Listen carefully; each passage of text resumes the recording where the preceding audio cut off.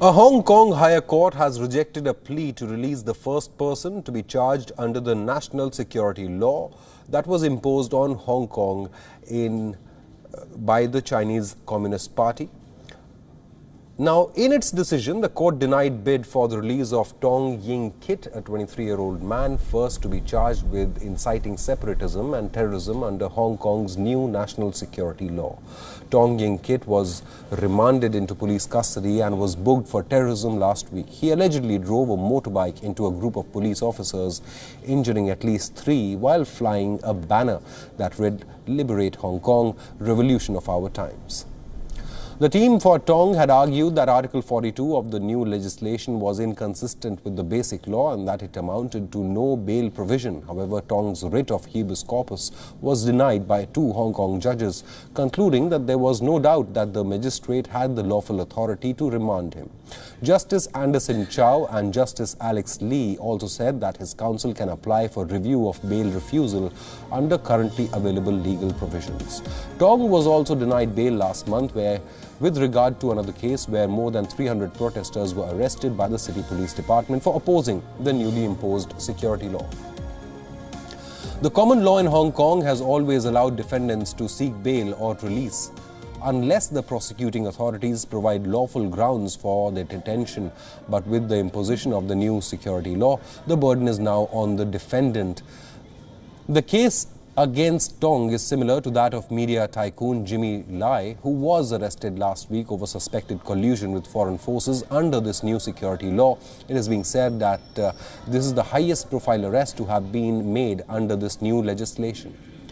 The controversial security bill was passed and made into law in May 2020. Under the new security law, China punishes anything it considers subversion, secession, terrorism and collusion with foreign forces up to life in prison. Meanwhile, the law has also drawn wide criticism in the West for eroding basic and fundamental rights in Hong Kong.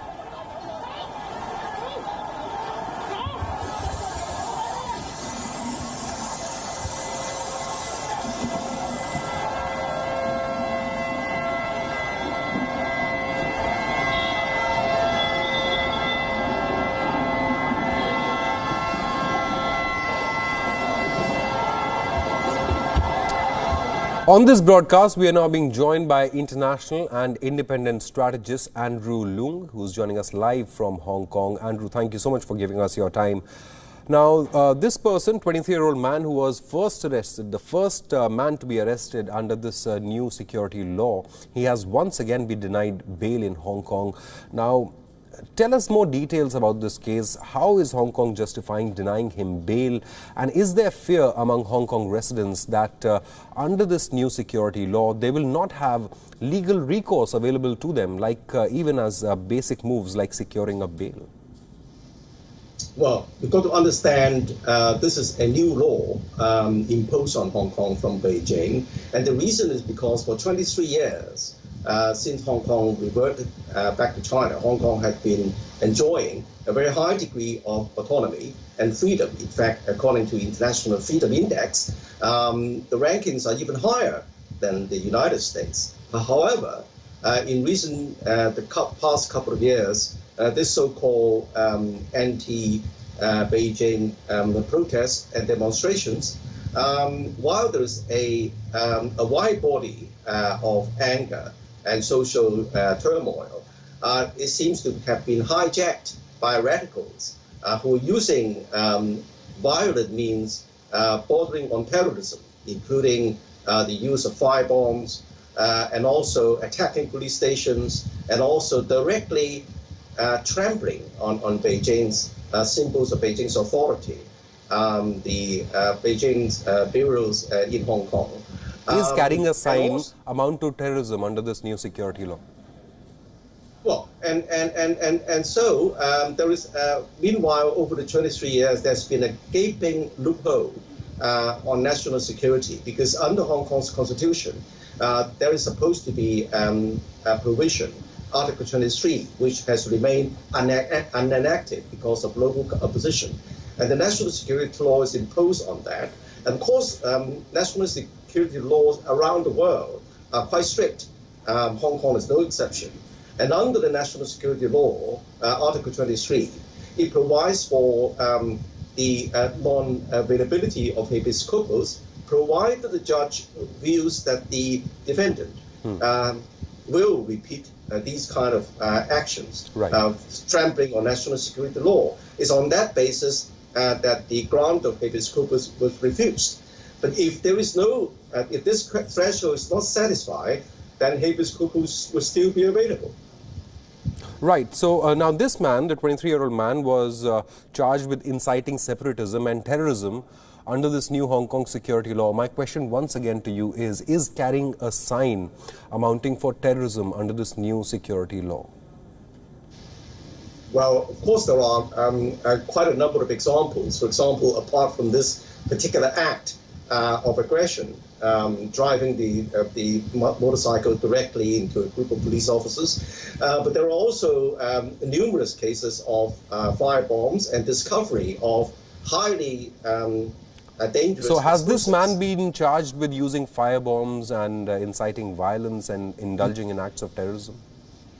No, but he was charged in perpetrating acts of which would contravene the national security law, and of course driving a motorcycle directly into the police officers while hoisting this flag associated with separatism. Of course, prima facie evidence of violation of the national security. Right. This banner which read "Liberate Hong Kong, Revolution of Our Times." Now, this slogan as well has been outlawed under this new security law. Am I right? No, it has not been outlawed, but it's not. So if it hasn't been outlawed, then why has he been arrested and denied bail again? Why is he carrying this banner saying "Liberate Hong Kong, Revolution of Our Times," being seen as secessionist? Well, this, of course, is a prima facie evidence. Of course, there is other evidence presented to the judge. But of course, the hoisting of this flag, coupled with this acts of violence, driving a police a motorcycle at high speed, combines with is also a very clear signal that this person is supporting this cause. Of course, the flag itself, liberating Hong Kong in itself, is not a direct violation, but you've got to see it in the context of the almost a year of violence, and this flag is being used as a symbol of anti-Beijing separatism. Okay, so Beijing believes that this flag is a symbol of anti-Beijing separatism. Let me just ask you one final question. No, hang on. Right. Not alone. In other words, if you hoist this flag, it doesn't mean that everyone hoisting this flag will be arrested, okay? Right. But it's got to be combined with other acts. Right. Absolutely. I understand. I'm not questioning the law here. My final question to you is that, many European countries, and apart from European countries, even Australia, New Zealand, America, all have questioned this new national security law of Hong Kong. Many of these countries have, in fact, even suspended their extradition treaties that existed with Hong Kong. There is widespread global condemnation. Now, all these countries, all these administrations the world over that had been partners of Hong Kong for decades are suddenly raising their voice. Now, there must be some validity to the objections that these countries are raising as well, that human rights are being or would be trampled upon in Hong Kong under this new national security law. Yeah, quite so, because Hong Kong has been, as I said, enjoying a high degree of autonomy and freedom. And all of a sudden you have this national security law. But this is only one side of the picture. The other side is that it seems that all these freedoms have been increasingly hijacked by anti-Beijing hostile foreign powers in an era of increasing pushback against China. And of course, these kind of protests are now showing signs reminiscent of the so-called color revolutions happening elsewhere in the world.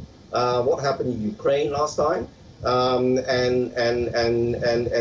other places, and of course that there are involvements of surrogates of Western powers like the National Endowment for Democracy, which is of course behind many of the color revolutions in recent decades around the world. So all these informed Beijing's concern, and in fact this national security law was first conceived in October last year at the height of all these protests and violence. Mr. Andrew Leung, thank you so much for joining us and giving us your insight. The first man who was arrested under this new national security law in Hong Kong has once again been denied bail. And I will thank you for joining us on WION.